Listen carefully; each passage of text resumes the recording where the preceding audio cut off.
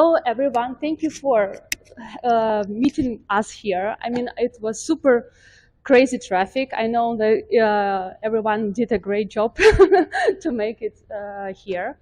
My name is Nastya Adamova. I am running PR marketing agency BABs Labs. And together with Disruptors, we are hosting this event, Websh3, which is like aimed to celebrate the diversity in Web3.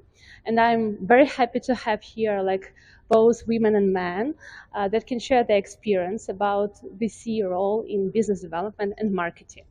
So I would like to start with the introduction. So if everyone can introduce themselves and talk a little bit about what they do in general. So and pass one by one. Okay. Hi all, my name is Alexander Belov. I'm in crypto since 2017, and I started my way in crypto field from mining of cryptocurrency.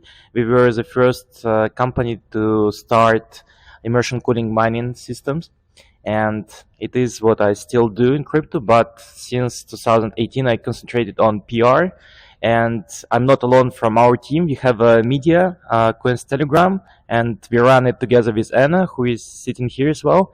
And yeah, we do also marketing for crypto projects and startups. I would say even Web3 or any IT companies.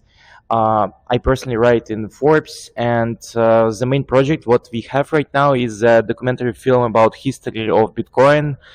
We have the president of El Salvador, we have CZ, Binance, Justin Santron, Charles Hoskinson, and many famous crypto bloggers from Dubai all together in one film. It's coming in few days. Many of interviews were done by Anna, and I'm proud of her achievements this way.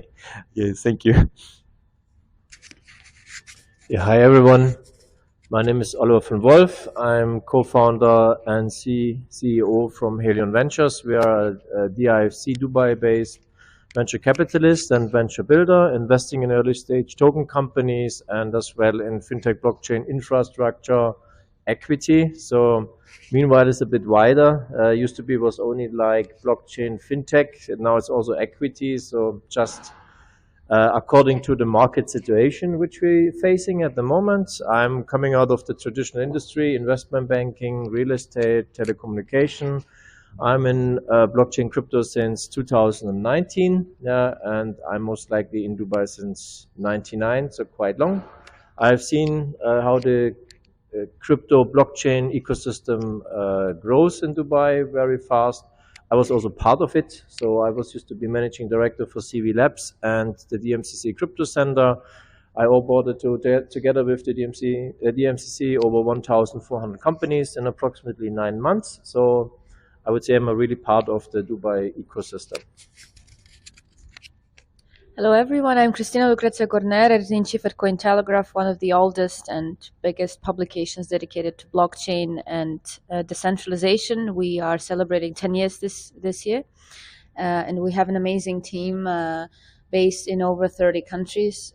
So I'm overseeing the editorial team and activities, and I'm happy to be part of any diversity-related conversations, because I think that decentralization is representing sort of disrupting of the incumbent system when diversity is becoming not only question of social impact, but also the one related to accessibility and diversity of our vision that we are implementing into the sustainable future. Thank you. Thank you. My name is Vera Futorjanski. I'm the CEO and founder of Vera Ventures. I've been in the tech VC space for about a decade now as well. In Dubai, came in as a founder for Rocket Internet, then joined Dubai government. We launched Dubai Future Accelerators, and that was when I had my first crypto touch point as well, and we brought consensus to Dubai because we're working on a blockchain strategy. You know, Dubai is becoming the paperless government.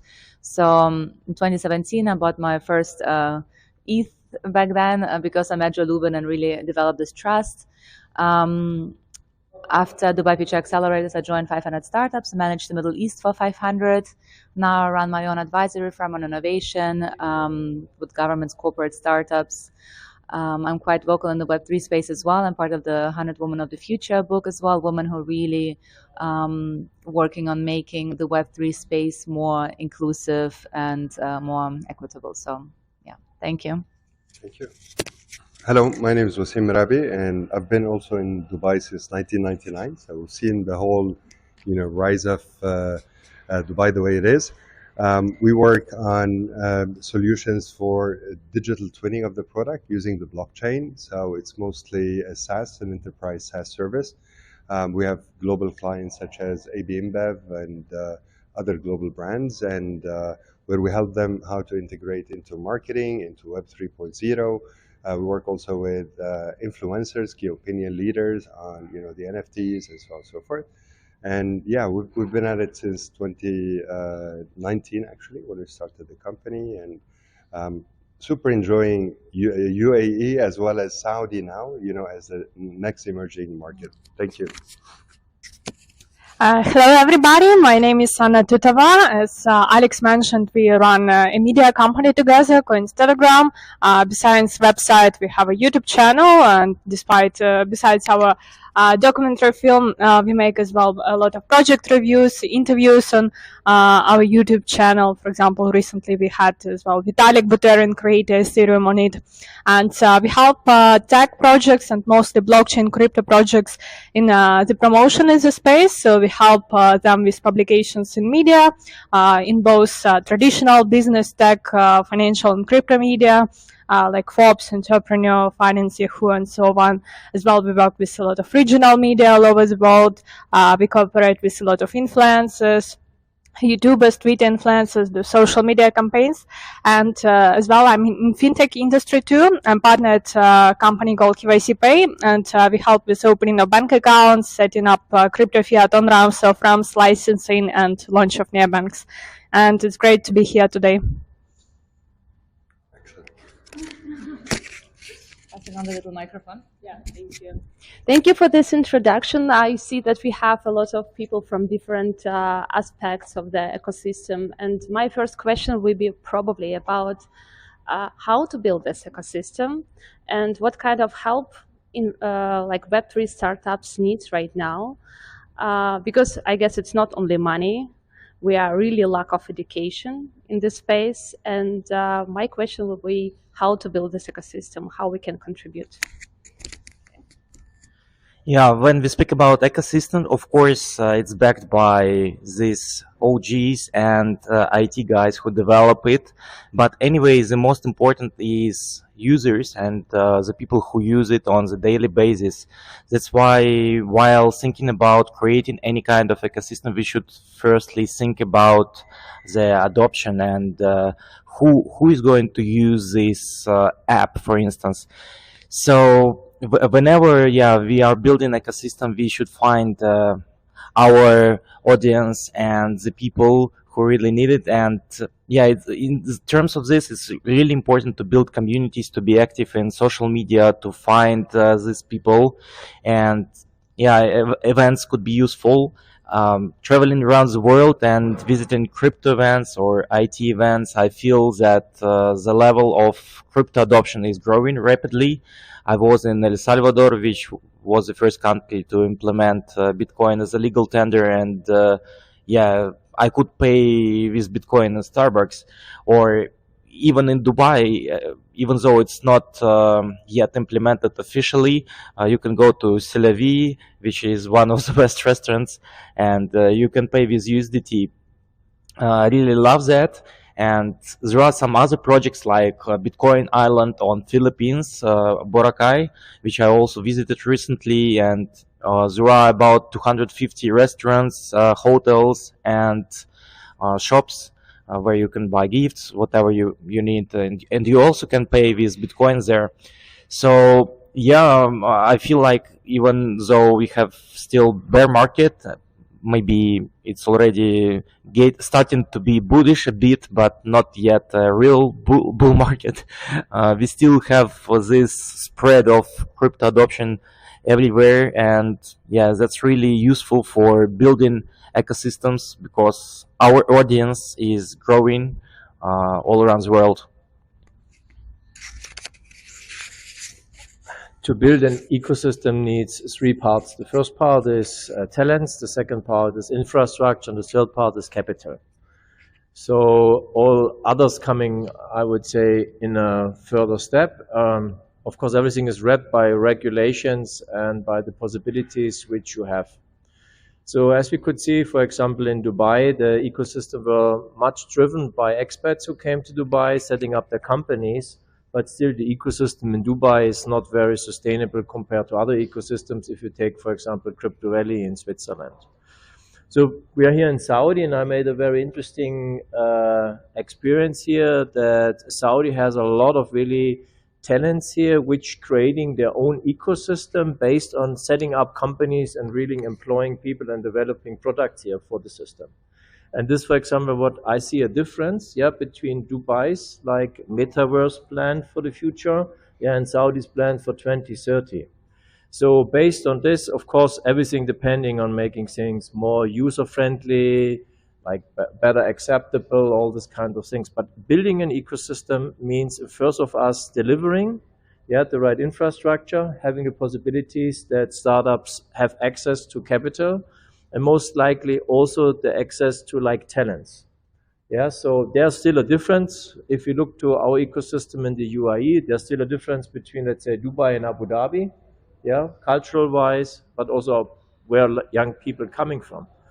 So if you look to the talents part, we have a switch in the mind brain of people. Yeah, my generation, we were like, we know after school, university, we have to go to work, yeah, somehow making money. The young generation now is like this, they're looking for more, let's say, diversity in their life. So it means they choose the community where they want to live, they choose the place where they want to live, they work all over around the place, and they're not even having an apartment because they're all the time staying by friends. So how to attract talents to a place, for example, like Saudi Arabia or to Dubai, that they're staying continuously, building up their relationship and so on. So it's not only like, it's also like from the environment, direct environment, from the location where you go, also how the adoption there is, what kind of possibilities they have, how are the prices of the apartments, all these kind of things. From the capital-wise, I think the time is over for VCs at least, where we're just deploying money to projects and then hope, inshallah, something is coming out at the end.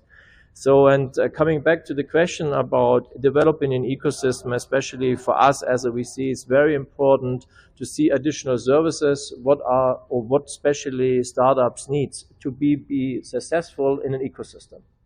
Yeah, a lot of the startups, I mean, time is over, bullish markets are over, yeah, fundraising, going to Florida, spend the money for something else.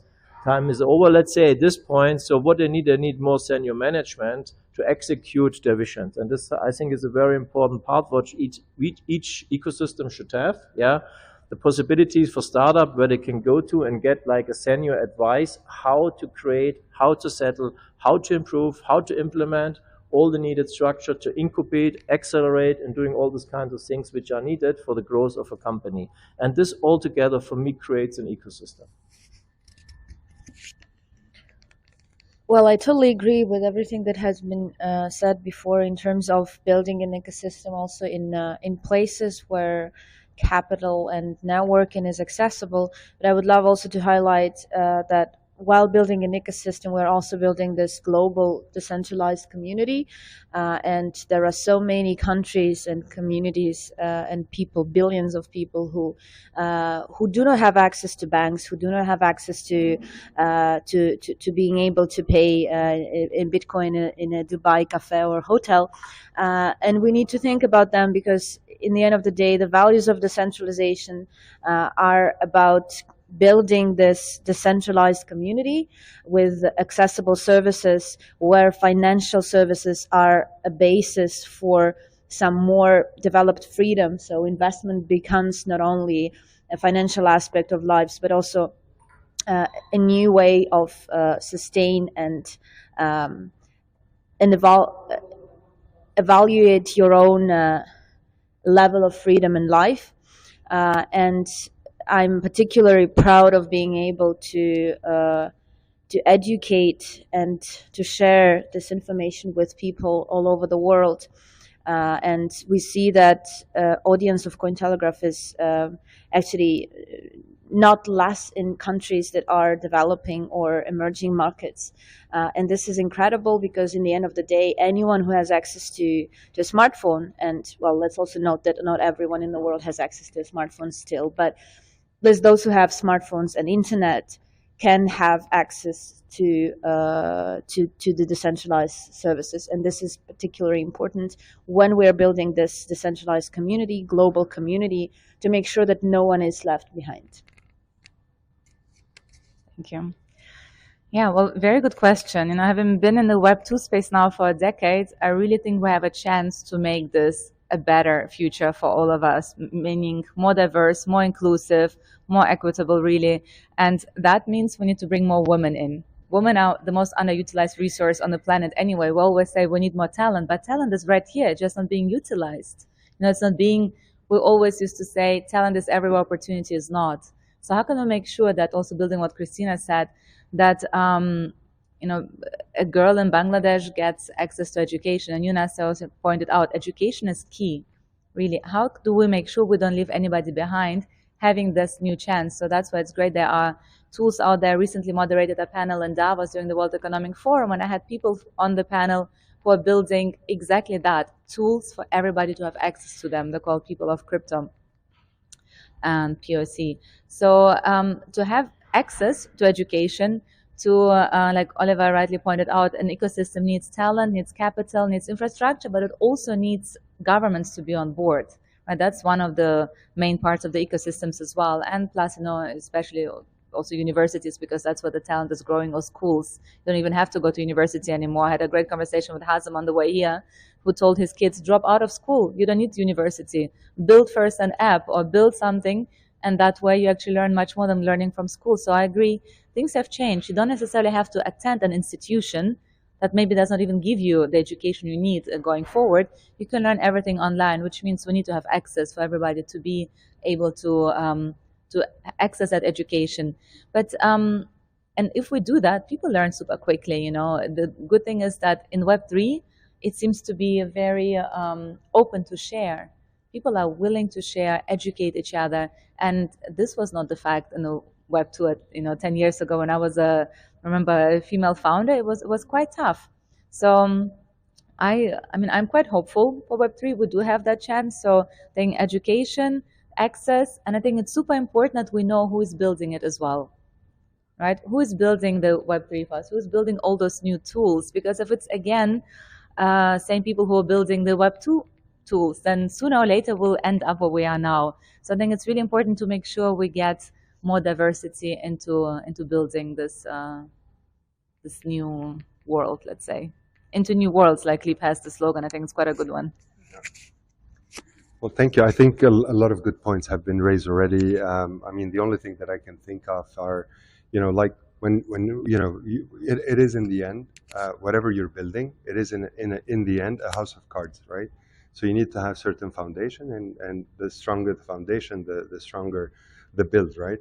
So, and I think today the world has been shaken by FTX, by certain coins as well that maybe are too centralized, when on the surface it's all about decentralization and come and put your money, and but it's actually quite centralized. So, and I think there's a lot of governance that needs to come into that. So we talk about the government helping, the funding to come, but it's actually, how do we self-govern? I think a similar kind of an exercise is happening in the AI sector, right? So where ChatGPT today could be a risk to a lot of IP, a lot of risk to a number of jobs, or maybe an enabler for new jobs, right? And similarly, the cryptocurrency could be a disruptor to financial sectors, to different business models, to different established. But how do you trust it? How do you make sure that that system, where is the digital identity that is interoperable across different geographies? How do I trust the people behind it, and so on and so forth? Even if you do the best road shows and education and propagating, how do you actually really deliver that kind of trust threshold. Right, thanks. Yeah, we see the variety of startups both on traditional tech scene and as well in Web3, crypto and blockchain. And we see actually that 90% of startups fail, whatever it is, blockchain or just tech startup, and 10% fail just in the first year. So the main things for the success of this is that startup company first defines product market fit, as well to acquire users, acquire customers, and generate revenue profit. And startups should be flexible to change their business model or to adapt to new circumstances, to adapt to new trends. Like we have seen the boom of DeFi, NFTs, metaverse within the last 2 years. So we see a lot, as well, a lot of startups in crypto field, for example, launch the NFT collections just to drive more publicity, more attention to them, to find new revenue growth possibilities. And additionally, crypto scene is still very nascent, and it's quite new, and still it's developing, and not many users of crypto right now. There are only over 320 million crypto users, and like in comparison to the world's population, it's a very small number. So the main goal for the startups is to find the real problems even in Web2 space, and to apply blockchain solutions to those problems. Additionally, we have seen how crazy during the bull market, how many startups raised like crazy amounts of money, and they had very high valuations. Like everybody raised easily like 20, 50, 100 $1 million or even more from Tier 1 investors. And now the valuations are super high, but those startups are not profitable. And another problem in the crypto space that many companies have their tokens, but they don't work on their business model, so they don't have revenue from real business. They just have inflated token, and the crypto market is quite fragile, as we have seen with the collapse of FTX and Luna USD, when just within one or few days the market can totally crash, and as well, it can be easily manipulated by the founders team just dumping their tokens, or investors dumping their tokens, and just getting quick exit, quick profit from the tokens, not from the real activity of the company. Thank you so much for this comprehensive advice on different sides of ecosystem, and I guess like everyone has seen it from their point of view. Probably my question will be right now, like we all experience this like huge depression, how to say, yeah, on a bear market after FTX. Like everything can be kind of like slowed down, frozen a little bit, like waiting for then what will be next, yeah. But if we take a look at their kind of like circles, how the like normal business works, it's always should be some race afterwards. And right now is the time to build, is a time to like do it in quality, not in quantity, how it was before. Not throwing money everywhere, but to make proper decisions. And my question will be here, like, because we are talking about business development and marketing, how VCs can help their portfolio startups with this like activities. Should they build some expertise inside their VC, or should they bring partners who can actually help startups to grow?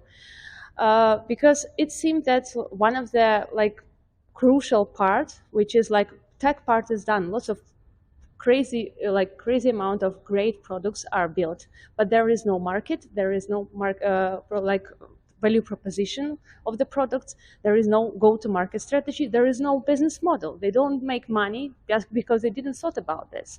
So this part is crucial, and we are kind of interested in like how VCs can actually do the impact here, what they need to do to improve this, and how they can help startups to like make money. This is my question with you. Quite difficult to answer this question because I'm not a VC. So anyway, you have an opinion. Maybe yeah. From a marketing perspective. Of course, yeah. Being a crypto investor, when we invest in crypto projects, we also provide some value, and we give media coverage. We are trying to help with some advice concerning social marketing and so on. So yeah, any kind of project should use this opportunity to interest their investors to be in this process of development and use their network to build ecosystem and get more audience. So yeah, my advice is that the project should have a very diversified team and big number of different of advisors from different fields with varied expertise. So whenever we invest, we consider this project to have such a kind of team, and we are always interested to participate ourselves and give value.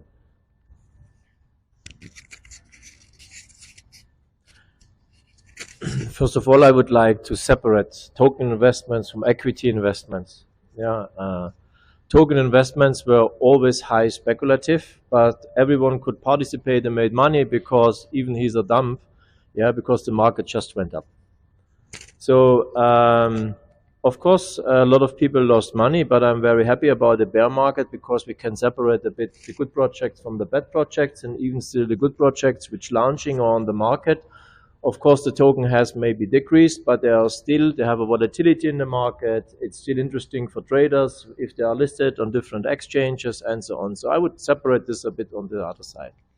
About the equity investments, I would say exactly what's happened is when unprofessional people entering in a market and giving money. Yeah, this would never be happen on a regulated market or on a market where professionals are partly at least responsible for the investments. A lot of the investors have done a proper due diligence, have really looked inside of the team about the track records and all kind of things. So I don't mean it bad, but sorry if this guy's losing money at the end of the day or the money of their investors, they should be also responsible for what they have done. So by Helion Ventures, we are not like an VC in a classical way that we're just collecting money from investors and then trying to deploy them and hopefully something positive is coming out. No, we also like a venture studio, and this is business development. So we really looking in deep details in the companies. We're doing a proper due diligence, yeah, which we also share with other VCs and also, you see, with institutional investors, and they get interested in. Because they understand this, it's the future if you're talking about Web3, and of course they want to participate on it. But so far, their problem is also on the other side. You know, you have here 24-year-old kids trying to raise money, 100 million or 150 million, no experience with institutional investors. And here you have sitting the 60-year-old guys with the money and says, I would like to participate, but there's no match. Yeah, so I think our job as a VC is especially to match these two type of groups. Yeah, so to match the young, challenged, like people who really build the ecosystem and are in together with the traditional industry and with the investors of it. And if we bring them together, then is this what I would say will be the next hype? Because we're not even started now in blockchain, metaverse, all these kinds of things. We're not even touched it yet. So the big hype will come in the future, but on a more regulated and developed market. So on the other side, we with Helion Ventures, we investing, or our allocation and thesis to our portfolio is very clear. We're only investing in companies where we have an exit strategy and where we can bring an additional value to the startup. Not only a value to the startup, also like a value for the investors. Because how you want to create an value change in your portfolio if you do not have the professionality to connect different companies, ideas, vision to make something bigger out of it. And so here I just would say I'm very happy about the market environment, not because people lost money, but it comes back to the point that people have to be more professional. And we see this by a lot of startups now. They're coming to us and say, look, I had 100 million valuation. I let you in for 20 million, but I need someone who helps me because the investors who are sitting on the other side now, they are like institutional investors, and I just don't know how to make the pitch. I don't know how to manage it. I need a serious team. I need now really people working for me and not coming when they want and leaving when they want. Yeah, and we have a switch, also like a kind of transformation in this industry, and I think that's a very value start for 2023. And I think we will see that this will continue over the next years, and then also the next bull market will be sustainable, much more sustainable as it is at the moment. So not only we are in a bear market, but I sometimes feel that actually we are approaching some sort of an end or a big milestone, because the world looks like it gets reversed or torn apart every day. And in this regard, I think it's even more important for people to get together, to communicate, to fight their biases, and to make sure that we create new ways of communicating. And here, a very important new thing that any project in Web3 has, and that plays also a role, as far as I see, in attracting investors, is community. And community is a power of this new Web3 world, and it's also something that can disrupt not only the business strategies, but also the overall way we interact with different problems and solutions.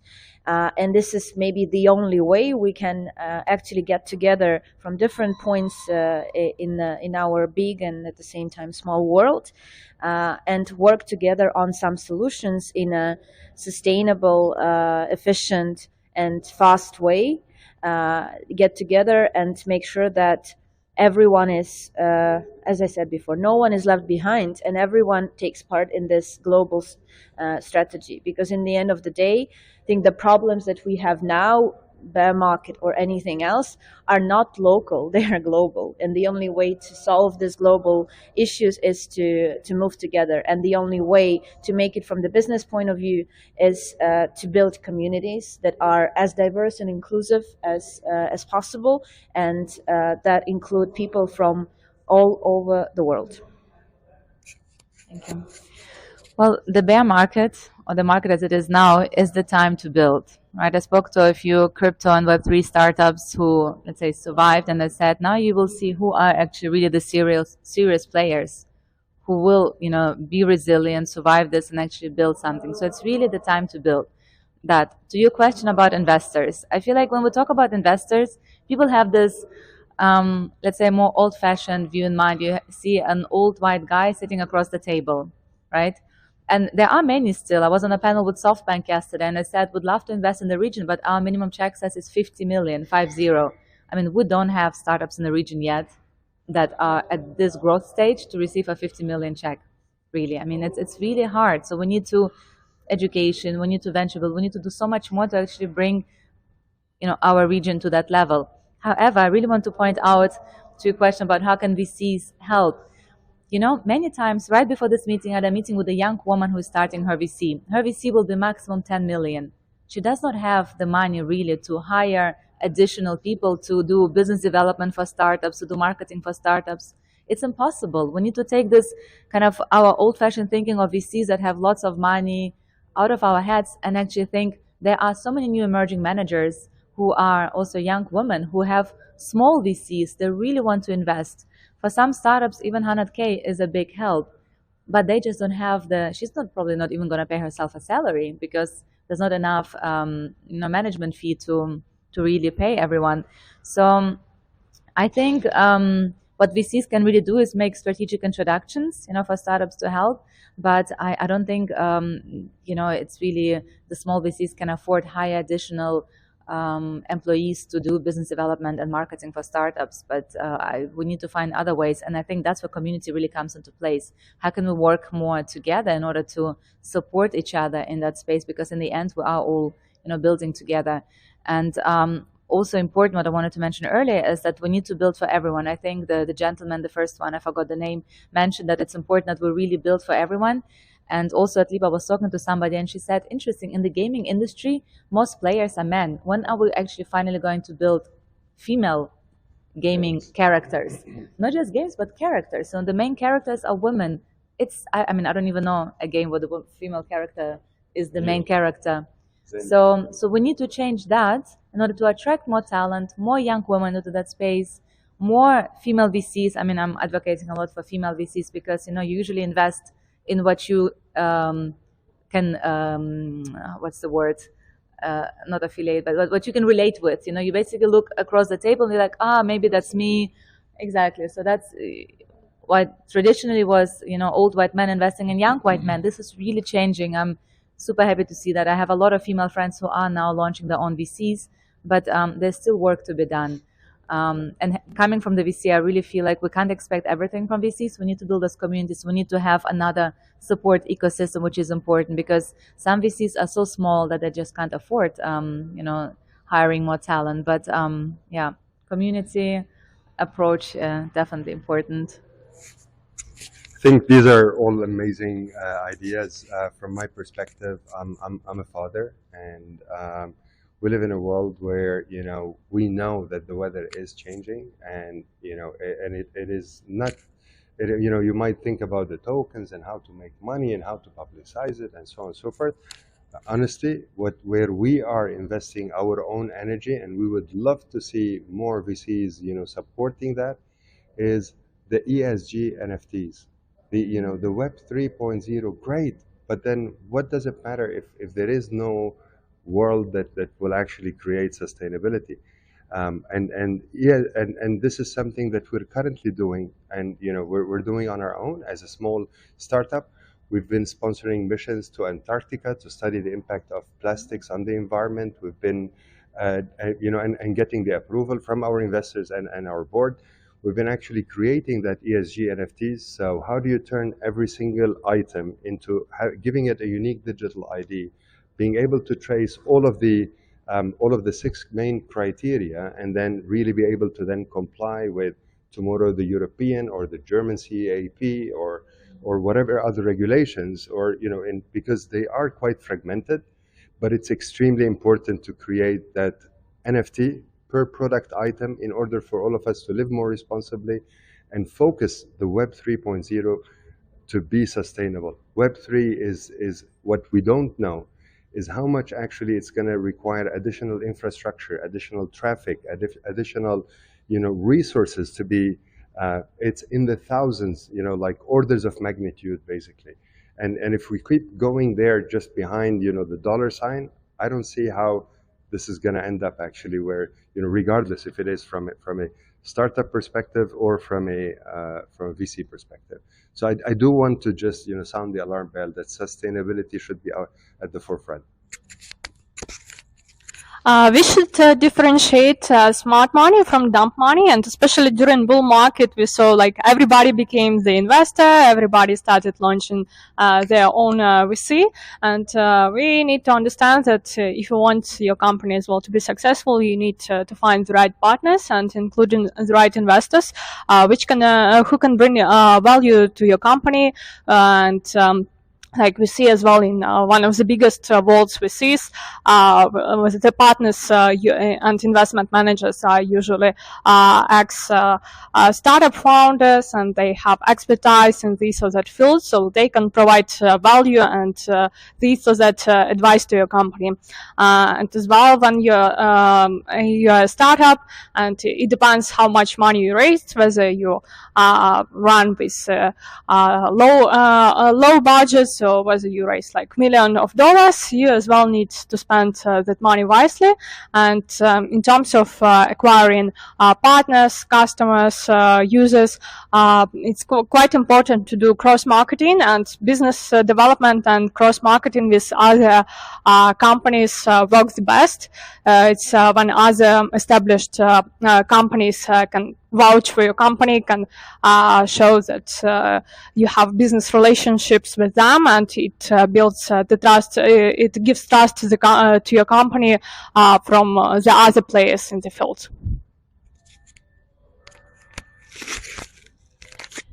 Thank you so much. I guess my last question will be around like female leaders, and because like we are here to celebrate diversity, our event is aimed to bring more women into the space, and we really want to understand, because like everyone is claiming that Web3 is like equal. You can be everywhere, everyone in metaverse. Doesn't matter who you are. Like it's accessible for everyone. It's accessible, like you don't need education, you don't need like your ID to create a MetaMask wallet. So it's a kind of like we have all of these tools to create equal world, equal financial system, equal equal. You want to add something? Oh, okay, we'll do it. Yeah, yeah. So equal ecosystem. But my question is, like, it's still not equal. If we take a look at the startup world, we still have only like maybe 15% of female startuppers. Like in Web3, it's even less, around like 80%.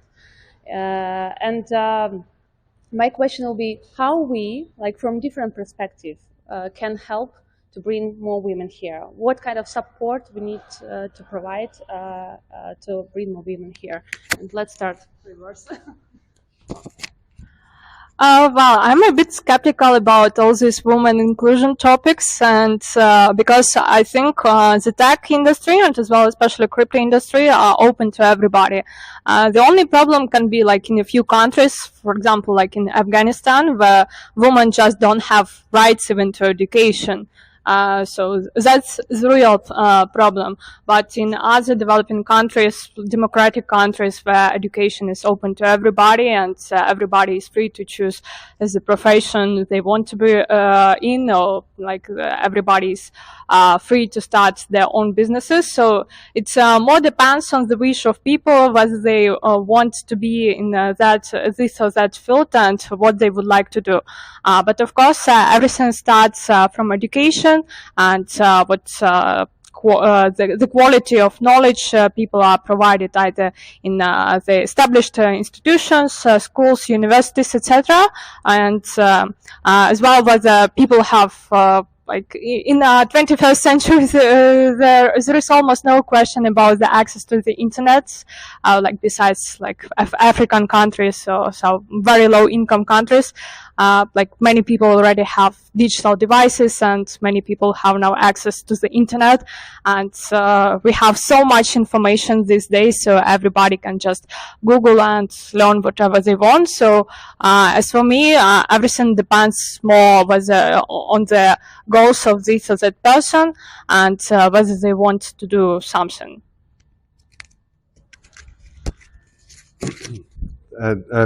So from our side, actually, and this is not, I think it's a normal practice. You need to set certain standards within your organization. So for example, within our organization, we've actually set a KPI that every department needs to have like either a leadership or 50% of the whole department has to be female. And surely enough, we were able to recruit, for example, like our lead developer is lead development engineer is a lady. The majority of our development team based out of Abu Dhabi are actually females. So that's 8 out of the 14, basically, just to give you an example. So it's actually, it's beyond, diverse. Our board, is diverse. Our C-suite are all diverse. It really starts from within you. I would agree, the opportunities are there as long as companies are doing an active kind of a decision to offer those roles to, to a diverse audience. And then the market will respond. So if you know, maybe it is a little bit harder for a girl to go and study computer science versus a guy. Maybe it comes more naturally to a guy, you know, as a choice. Maybe it doesn't come quite naturally to a girl. But as long as there is a demand, then, you know, girls will have an incentive to actually focus on those studies. Yeah. Okay, I don't want to be controversial, but I completely disagree with both of you. You know, I mean, I don't know where you grew up, but or what focus you have. As I said before, talent is everywhere. Opportunities are definitely not everywhere. You just said opportunities are everywhere. I so disagree. A young girl in Bangladesh, 100% does not have the same opportunities as a young girl in Germany. It's just a fact, you know. I mean, I don't need to start a long debate about it, but I truly believe if she gets, you know, those opportunities, I think the next Marie Curie is not going to come from Poland or Europe. She will come from an emerging country. You know, it will be Bangladesh or Nigeria, but we just do not have enough opportunities there for them, and we need to make sure we work on that. We need to foster the whole, you know, female leadership in general as well. It's important. You know, it's been overlooked a long time, and maybe maybe people have not been in the Web2 space as founders, because as a female founder in Web2 space, it was tough. You know, so it's not rocket science. I am for diversity and inclusion. It's super important, but we also have to be factual. You know, it has been not inclusive, and it has not been fair. So I think we need to try to do more. You know, we need to try to be more inclusive. It is hard. It takes education, it takes experience, it takes what you organize. Nice to have this diverse panel, you know, together to talk about it, to really voice it. I'm building. Besides the, you know, the whole VC investment, I'm also building a community for female leaders, for women who always, you know, the strong women who give, inspire, mentor, to really have a community for them, like a YPO for women, because I think it's really important to have, as Kristina also mentioned before, to have those communities to really, you know, make each other stronger. And then once the female leaders are, you know, having even more support, they'll pull the, you know, the rest of the world with them. But I really, I think it's super important that we make sure that opportunities are not equally distributed, and we need to work on that. But also, in order to grab an opportunity, you have not to have any fear, and to be sure that you will be comfortable and all your environment will be comfortable with you taking this opportunity. And I think here it's very important for all of us, but including women, to fight our biases, because we are full of biases, and the software that we are building is also full of biases because of us. It's like context ads. Whatever you search for then will appear in your context ads. So whatever you analyze as a data will be part of, I don't know, AI language model, and it will be biased there as well as it's biased in our real lives. So it's very important for us, again, to make sure that we are always critically approaching anything also related to our own vision, because we have this Americentric vision of business models, and we use English language, and we are used to measure the world according to what we see around, and this is not the real world. So traveling helps seeing the world through different eyes, and building diverse community helps to look at the same problem through different eyes as well. So opportunities is one step, but I agree with Vera that definitely we need to work more to make these opportunities really available, not available on in written, but available in real life. And there are some amazing associations of women. I'm also proud of being part of, for example, 100 Women at Davos. And I think these communities are very important, not only to bring these different visions together, but also to create these examples for those who want to grab those opportunities, to see that actually these opportunities can be taken. And there are those women, but not only women. I mean, diversity is not only about gender balance, it's also about different backgrounds, different level of education, initial education, different, I don't know, nobility level, whatever. And we definitely need to make sure that we think in a decentralized way rather than using our stereotypes. Just quickly add something as well to the point on computer science, which is also not true. In fact, there are more girls in STEM education in the Middle East. But what happens is that they drop out afterwards when they enter the workforce. So it's not like we need the girls to feel comfortable to study computer science. They are studying computer science. They're studying STEM projects. But it's what happens afterwards when they enter workforce and they just don't feel that they are being seen as equal. And that's what needs to be changed. So yeah, just a quick comment. It stirs me up those comments, but I'll try not to be controversial. But I also think that the word equality has different connotations, and it doesn't mean that like girls have to have the same numbers of everything everywhere, because we are different, and we also need to be sure that we apply this difference, and it's totally normal.